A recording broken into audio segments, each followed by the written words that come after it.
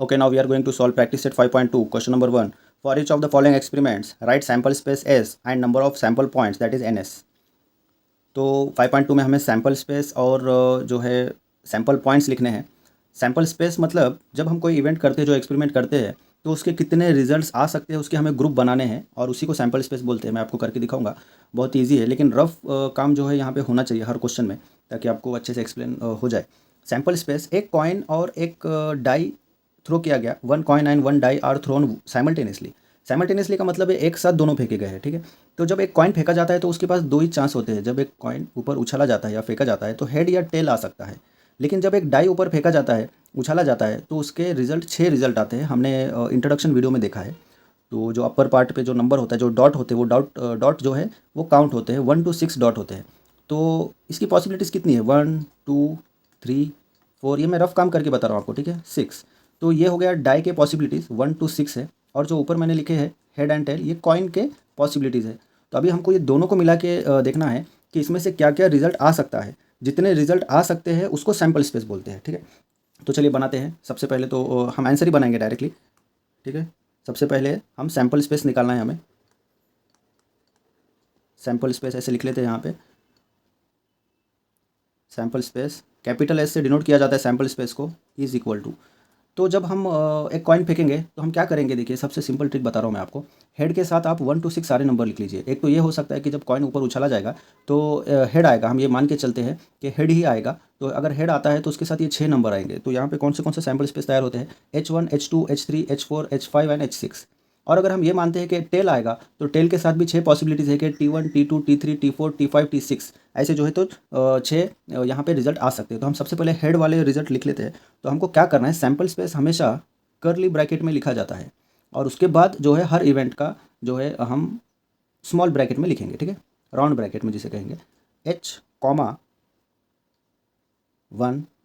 Round bracket, है ना। ये एक चांस हो गया कि हेड और कॉइन का हेड आ सकता है, डाई का 1 आ सकता है। यहाँ पे हमें कॉमा लगा देंगे।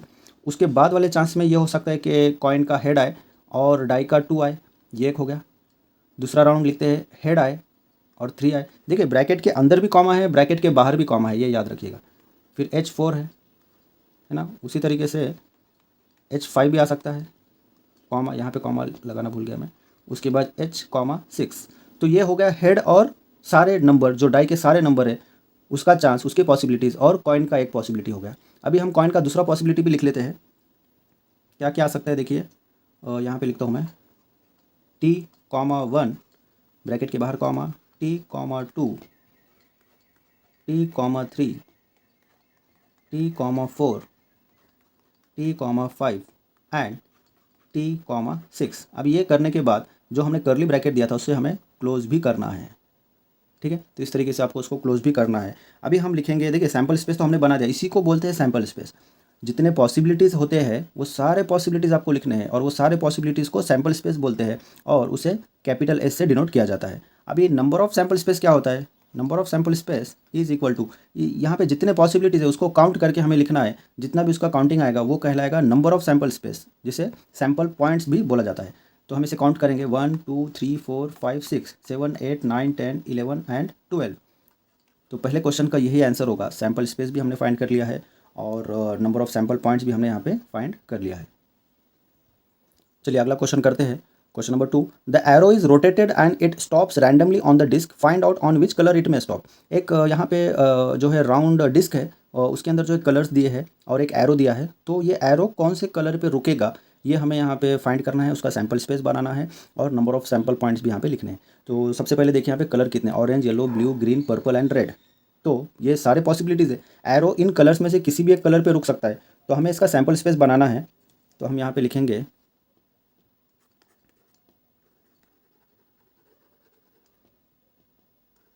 Sample space capital S is equal to, curly bracket भूलना नहीं है, कर्ली ब्रैकेट। कौन कौन से कलर आ सकते हैं, एरो कौन कौन से कलर पे रुक सकता है? तो सबसे पहले हम ले लेंगे येलो, कॉमा, उसके बाद कौन सा है, blue, comma, green, comma, purple, comma, red and orange.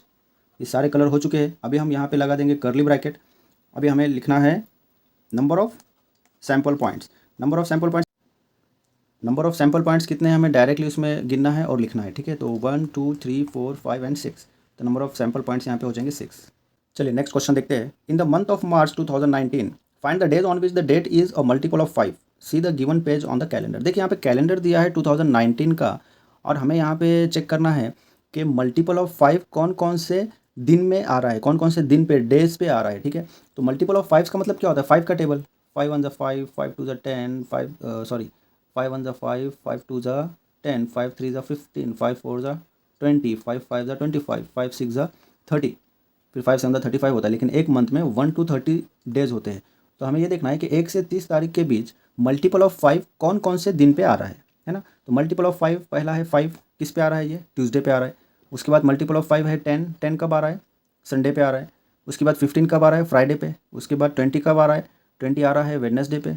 25 Monday and 30 Saturday पे आ रहा है। तो ये सारे के सारे हमारे सैम्पल स्पेस है, हमें सैम्पल स्पेस यहाँ पे लिखना है। तो क्लियरली दिया नहीं था क्वेश्चन में, इसलिए हमको ये लिखना पड़ेगा, dates which are multiple of 5, dates which are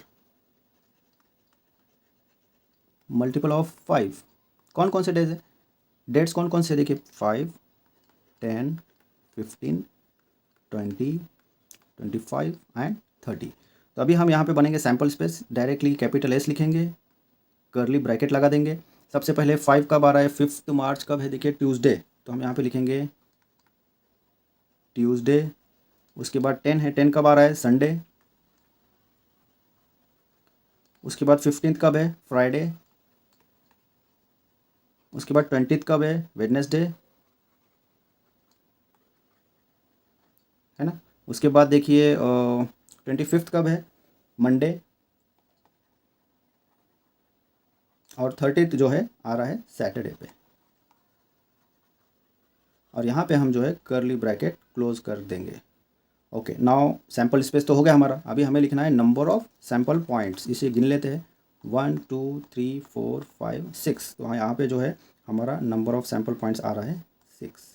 okay, अभी जो फोर्थ क्वेश्चन है वो एक एक्टिविटी के इसमें दिया है हमको। Form a road safety committee of 2 from 2 boys B1 B2 and 2 girls G1 G2 complete the following activity to write the sample space. तो हमें सैम्पल स्पेस बनाना है। पहला है कमिटी ऑफ 2 बॉयज़, 2 बॉयज़ का कमिटी बनाना है। तो एक्चुअली जो है B1 B2 B1 G1 G2 ये दो ही है। तो बॉयज़ अगर हम दोनों लेंगे B1 B2 and G1 G2, इनमें से अगर हमको लेना है 2 बॉयज़ तो क्या आएगा, 2 बॉयज़ लेना है तो यही आएंगे ना, B1 B2। तो पहले वाले बॉक्स में आपको लिखना है B1 B2, ठीक है। ये हो गया पहला वाला बॉक्स का आंसर। नेक्स्ट देखते हैं कमिटी ऑफ 2 गर्ल्स, 2 गर्ल्स मतलब 4 ही तो है, उसमें से 2 लेने हैं तो यही आएंगे G1 एंड G2। तो हम यहाँ पे अगले बॉक्स में लिख लेंगे G1 एंड G2। उसके बाद दिया है committee of 1 boy and 1 girl. तो इसके पॉसिबिलिटी कितनी है, 4 में से कोई भी एक लड़का लेना है और एक लड़की लेना है। तो यहाँ पे देखिए पहली पॉसिबिलिटी दी है, पहले बॉक्स में दिया है B1 G1, है ना। तो हमको अभी दूसरा बॉक्स यहाँ पे लेना है। टोटल 4 बॉक्सेस है, ठीक है। तो पहला G1 हो गया। दूसरा ये हो सकता है कि B1 G2 हो सकता है। उसके बाद क्या होगा, और B2 G1 हो सकता है। और क्या होगा, B2 G2 हो सकता है। इसके अलावा कोई और जोड़ी बन ही नहीं सकती। देखिए टोटल हमारे पास 4 ही है, 2 लड़के हैं 2 लड़कियां हैं।